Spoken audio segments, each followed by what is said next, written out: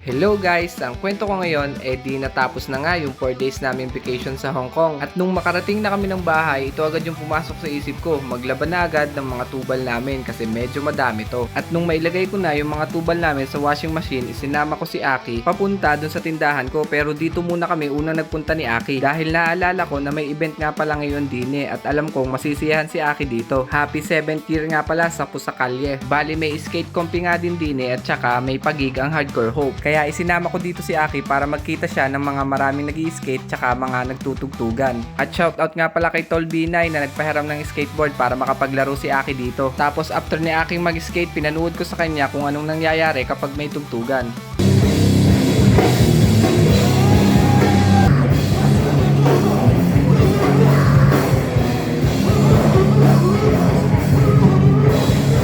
Tapos maya-maya ay nagpunta na kami dun sa tindahan ko sa Alangilan. Dahil 4 days nga akong nawala, kaya ako nagpunta dito para makuha ko yung mga benta nung araw na yon. Ito naman si Aki habang nag-aantay ako, tamang kulit na naman at nagpaluto pa ng kanyang paboritong burger. At pagkarating ko sa bahay, nagpalit lang ako ng damit at nagluto na agad ako ng mga sauce na kailangan para sa aking tindahan. Ay siya, di na matatapos ang kwento ko. Salamat sa pakikinig. Hanggang sa muli.